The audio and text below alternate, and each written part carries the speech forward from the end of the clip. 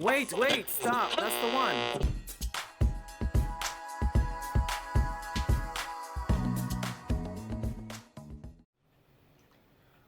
Welcome to ZEN TENN Speaks, a show where I make new friends and reconnect with old ones. A show where everyone's stories may inspire you to tell your own story. In this podcast, we encourage everyone to get rid of shame, guilt, fear, doubt, and judgments for themselves and for others, and replace those with love, empathy, compassion, understanding, kindness, and to do your best in everything that you do. In essence, to get rid of things that no longer serve your well being, to be true to yourself and be honest with others.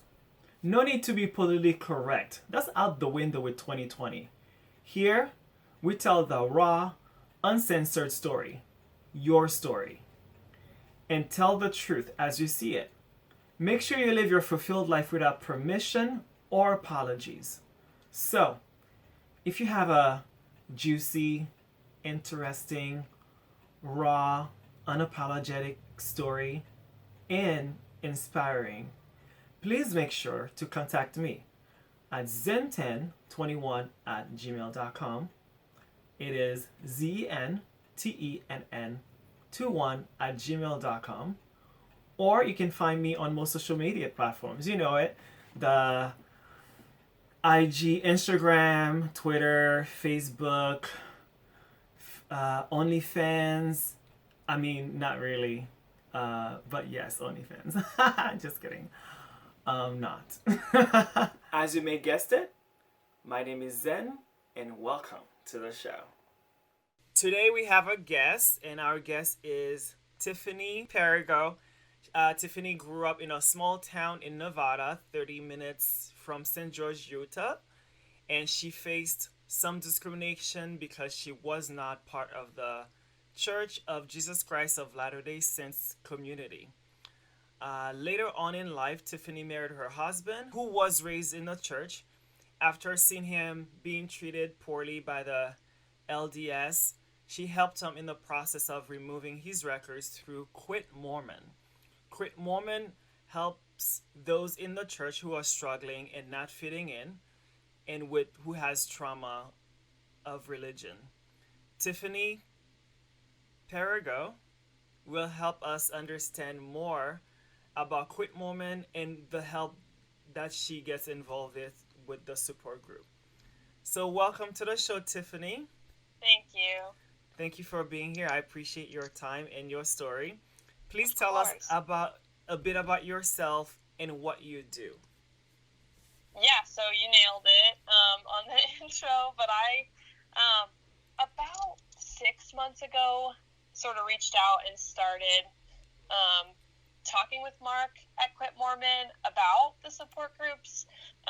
There is such a need when you do leave the LDS faith, you're sort of lost, right? Your whole community is kind of gone in most cases. So I really wanted to make sure that there was a community for people that was also sort of based in a therapeutic-ish relationship, right? So all the people that work or all the people that volunteer at Quit Mormon through these support groups are professionals in the mental health field, but we do support groups and we don't define them as therapy because just for some legal reasons, but all the people that run them are professionals, and so it's a support group in a community, but it's also informational, and it really helps people work through whatever is going on in their faith crisis after they've left or while they're leaving the LDS Church.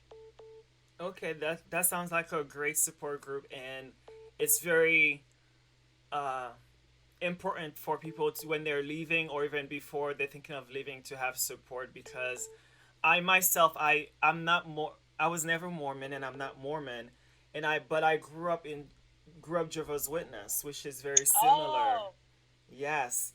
Yeah. And I actually started the group the group that you in and that I started because of 2020, a lot of Mormons started hitting me up because they couldn't go door to door. So they were friending me on Oh, Facebook, right? And so I've talked to some of them, and when it came to, they see my posts about LGBT and they basically stop. And some of them I noticed, I'm like, maybe you need some support, or maybe you could be gay. So I started the yeah, group in order to support those who are allies and those who are trying to come out as LGBTQ plus, and those who are basically want to get out of the church period. So that's why I yeah, started the group.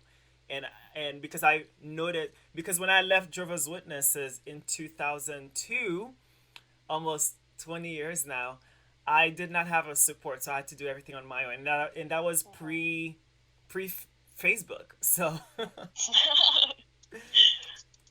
yeah. It's true. When you leave, so um, I was never LDS. I was never Mormon. Never part of like Jehovah's Witness. Like what you're saying is very similar to LDS, and that your community is really built into your religion.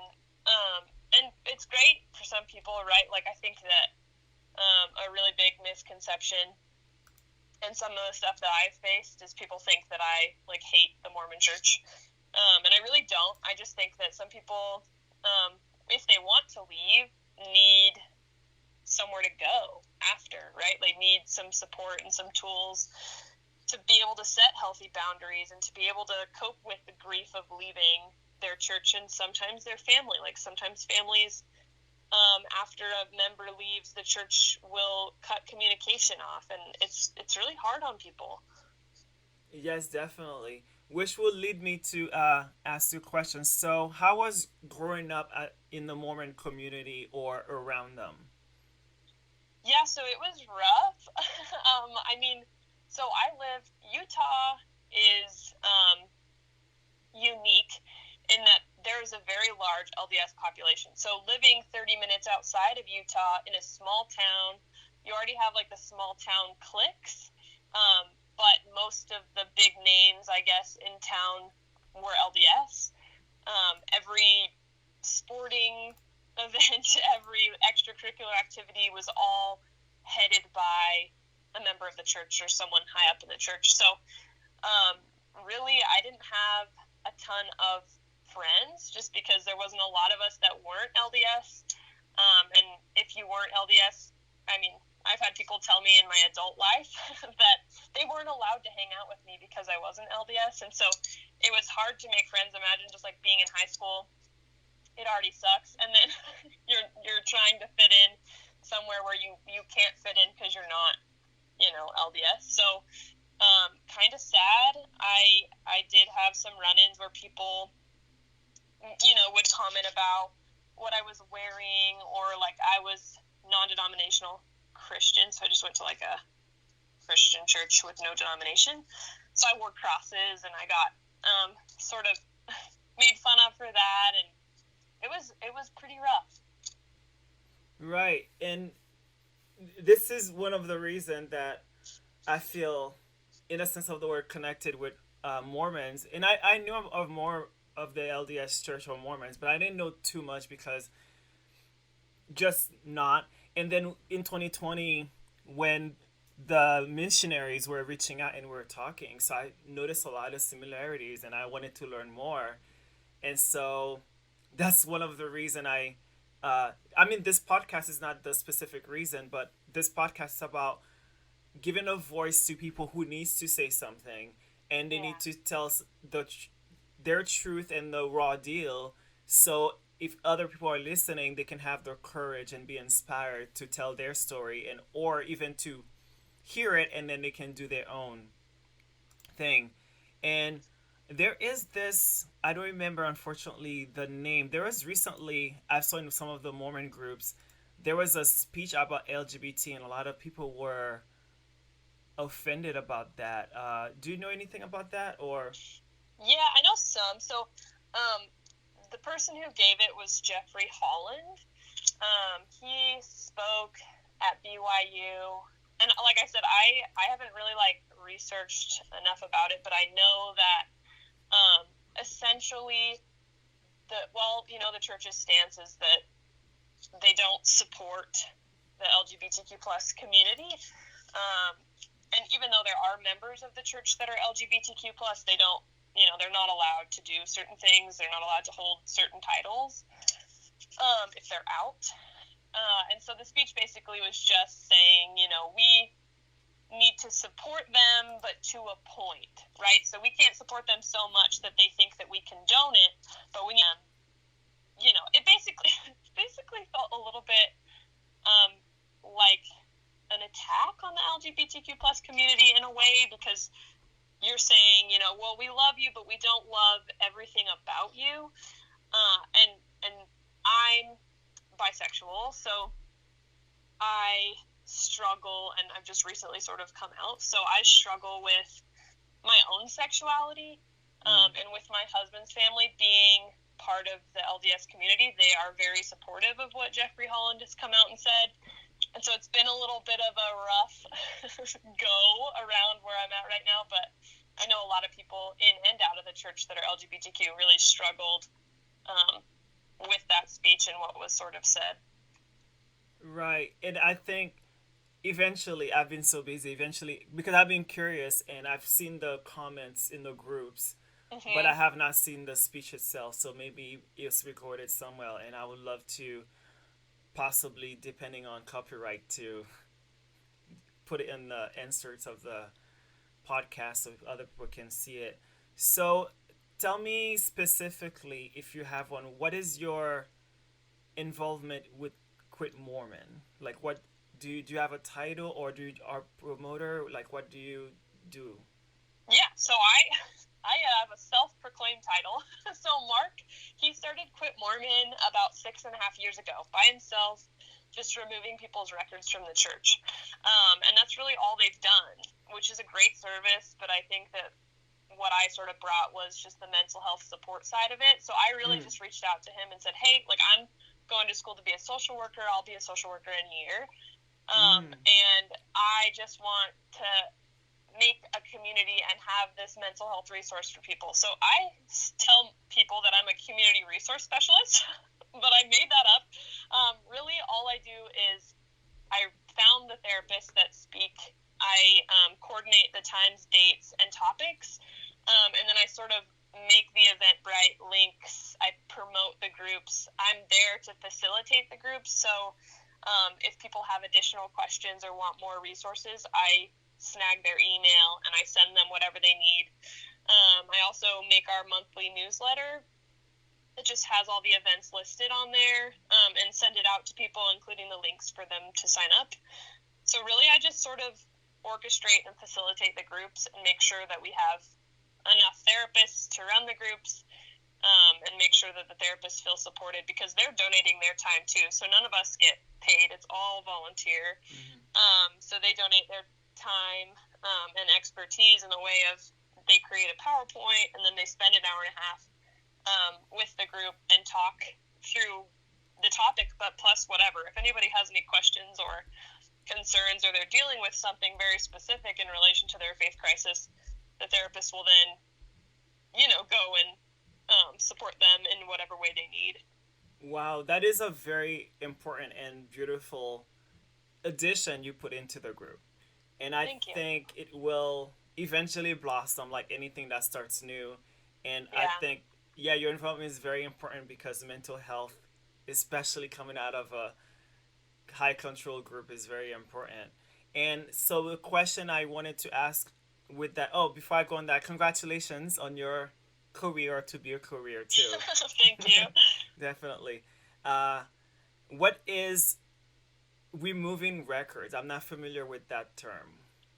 Yeah, so in the LDS faith, you, at the beginning of your life, your parents, or really whenever people get converted over to, you get blessed in the church, which then gives you a name, right? So it's not your legal name, it's a biblical name that's given to you, and you carry that throughout your life, and that record of your name and your whatever title that you end up holding, whatever blessings that you end up getting that are, I don't know, important enough to put on this record. It's basically like a file that follows you throughout your life. So a lot of people, when they leave, they don't necessarily want to remove their records, or they don't really, care that their records are there. But every time someone leaves, if they don't remove their records, they're still counted as a member. So when the church says, hey, we have X amount of members, that person is still counted as a member of the church. So to remove your records, you can go to your bishop, which some people do and they feel comfortable doing. But the flip side of that is I've heard stories where people go to their bishop and say, hey, I'd like to remove my records. I no longer want to be a member. And then, they get knocks on the door and people follow them, and missionaries are at their door every other day saying, hey, do you want us to come in? Can we sort of talk to you? And so some people feel more comfortable just going through the website. You submit your information, and Mark, who's an attorney, sends it up to whoever it needs to be sent to. And basically it's taking your records away from the church and taking all your information, and they supposedly take it and shred it, and you're no longer an official member of the church. So you're no longer counted in their head count when they're saying how many people they have, and your name's no longer there. And it's just like a really, for some people, I feel like symbolic way to really remove themselves and put that in the past. Okay, that makes sense, because my question was going to be, why is it necessary? So like you said, I think from what you mentioned, it could be a symbolic, as you mentioned, because I've spoken to some Jehovah's Witness and they said they've written an official letter and they did all these things. As for me, I just left and never looked back. But for them, they needed to be out, and that meant a lot for them. So that makes a lot of sense. Yeah, what you're saying is really true. Some people, it doesn't bother them, and some other people really want, even like my husband, when he left, he's been out for 10 years, and he's finally like, okay, I want to remove it. But some people don't. They don't need that, which is totally cool. Yeah.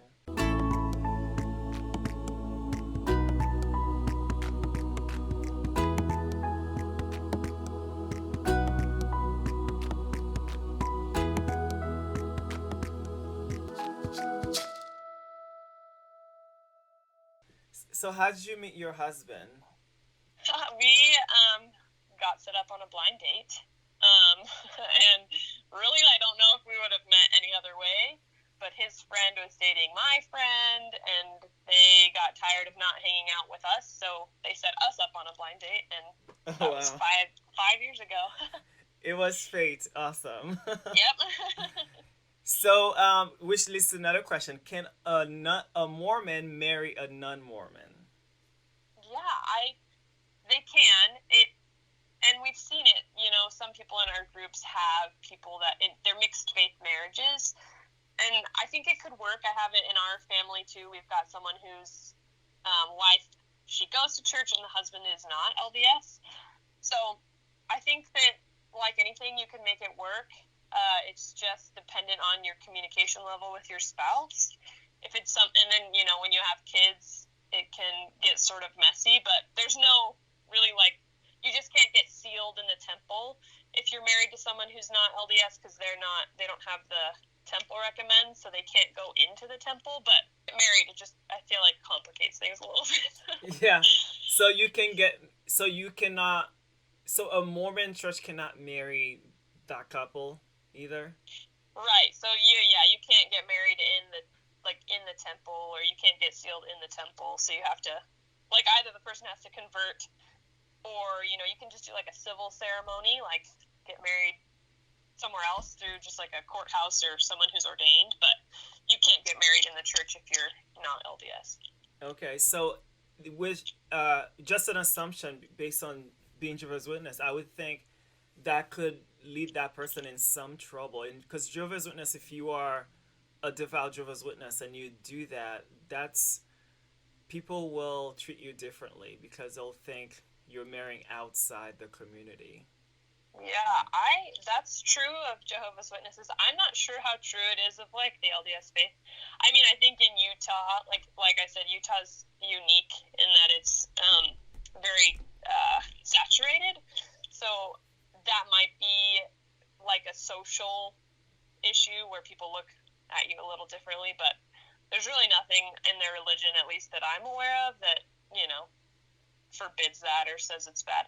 In fact, they might think it's great, because then you could potentially convert your spouse. That's probably right. It's probably a good thing. That's true, and bring more children into the church. Yep. Right.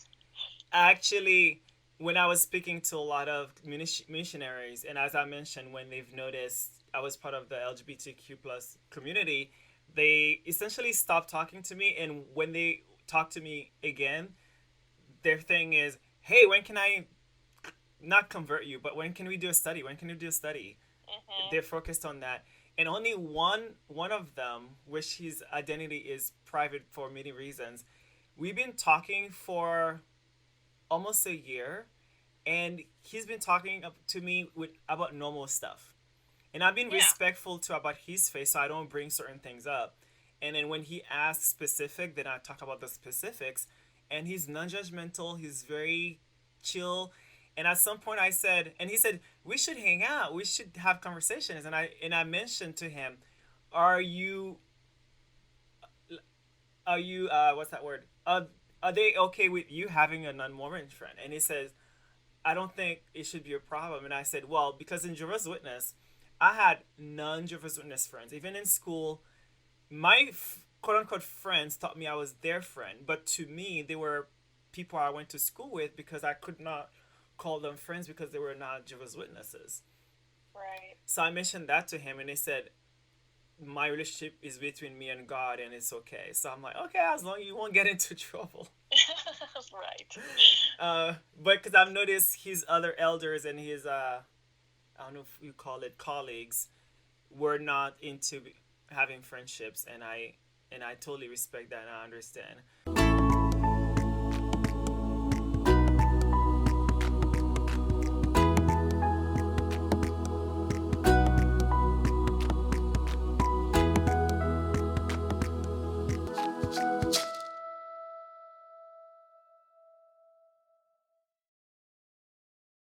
So another question is, how and why did your husband leave the church, or did he leave the? Well, yeah, he removed his record. So why did he was compelled to leave the church?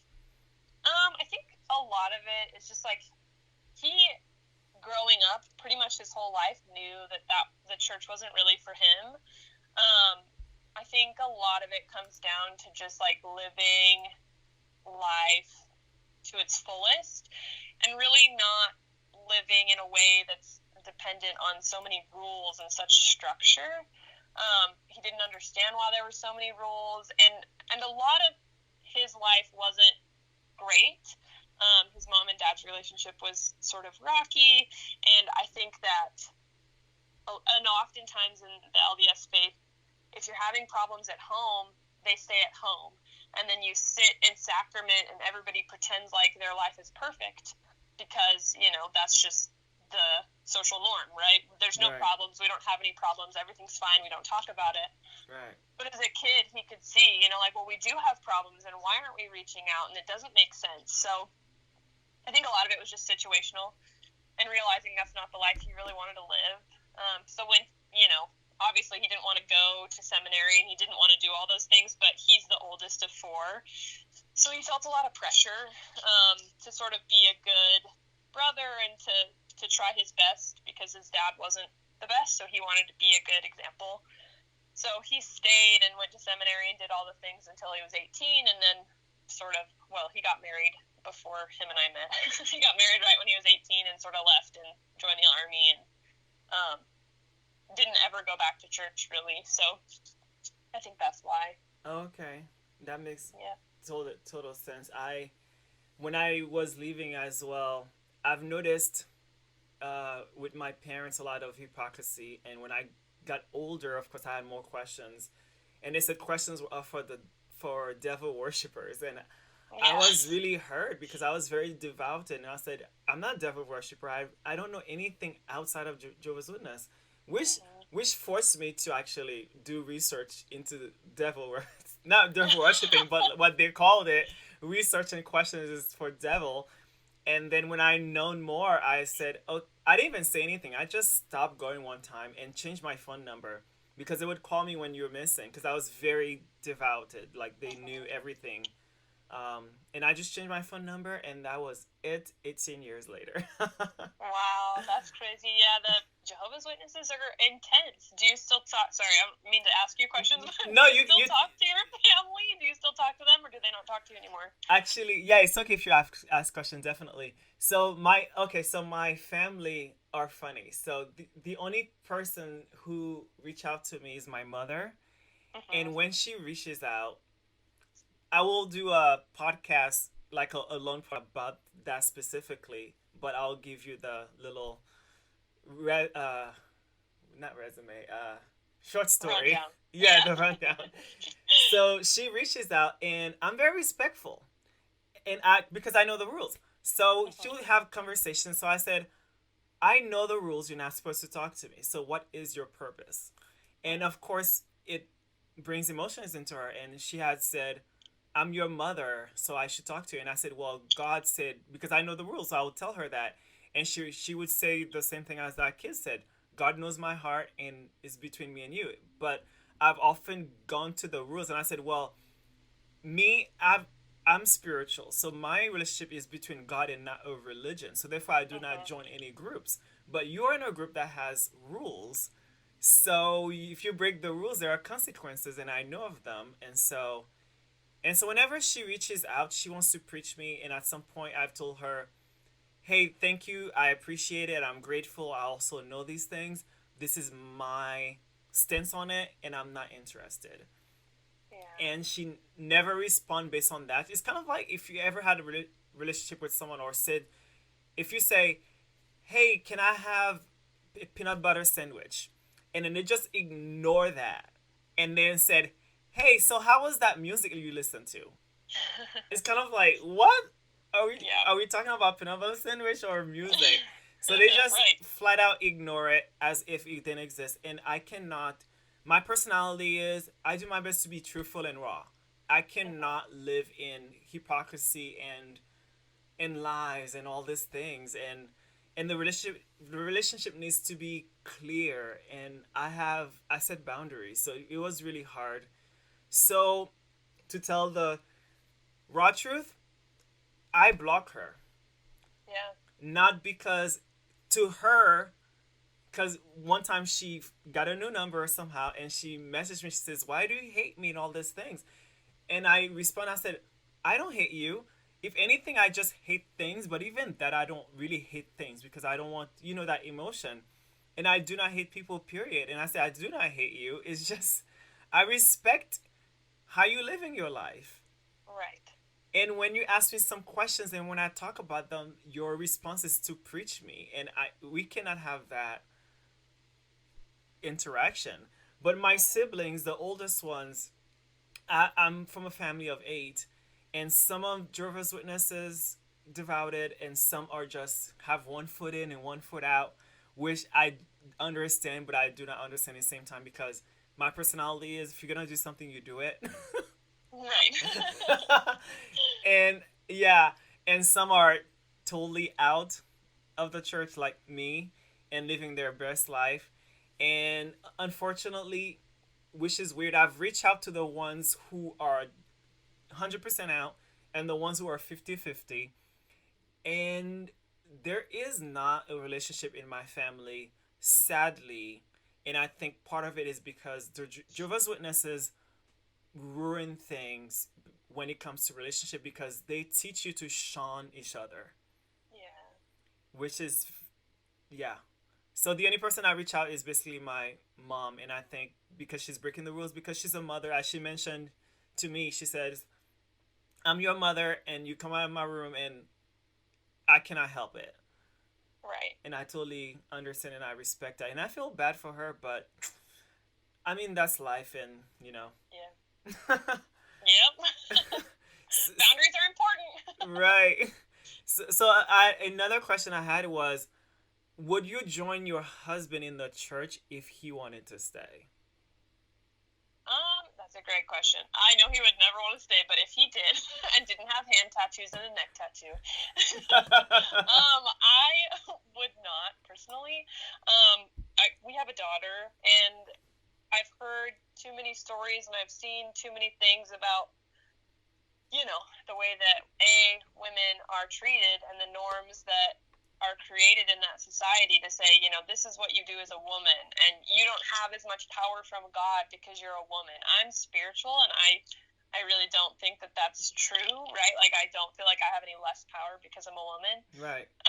And I have a daughter, and I don't want her sitting in on, when she's 13 years old with a bishop asking her, hey, have you touched yourself? Like, I really feel like that's inappropriate. And so Right. if he did want to stay, I would support him, but it would be very much him doing it all by himself, and me and any other children that we have sort of not going or being there for any of that.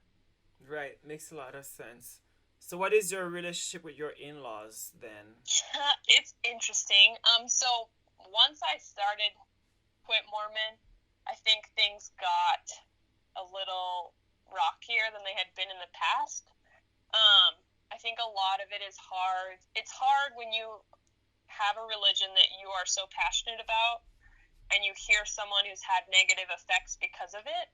So it's hard to sort of take that in and believe that a religion that you're so, confident about could treat someone the way that I've been treated. So since we've been together, that's something that they've sort of struggled to understand. And then when Quit Mormon happened, I sort of think things got a little bit rockier just because their perception is that I hate the church and that I am here to destroy the LDS, single-handedly destroy the LDS religion, but I'm not really. I'm here just to create a support group for people. So it's not the best that it could be, honestly, and, we don't get included on, they have family home evenings and different religious things that they do together, which is totally great, and we wouldn't necessarily want to be involved in them anyways, but that just by default means that we aren't as involved as they are because we don't have a common denominator between us, right? So it's a little bit harder to create super tight bond or a super tight connection, and just knowing that the idea is we're not in the, so we'll never be as happy as we could be or as successful as we could be, and all the mistakes or all the, strife that we've faced is because we're not a part of the church. I think all those things really make it hard for me to sort of have a relationship with them and also to be included as much as I'd like to. So it's a little bit rocky, but I mean, I feel like it gets better as I get more confident with sort of where I stand with everything. Right. Which would lead me to ask, does Quit Mormon seek out and solicitate or not? No. So I think that that's like the name. The name Quit Mormon is a little bit in your face, right? I've heard that from my best friend is actually LDS, and so I've had her help me sort of, hey, what does this sound like? What do you think? And the name's a little bit interesting, but there's nothing about us that goes out and says, hey, you're LDS.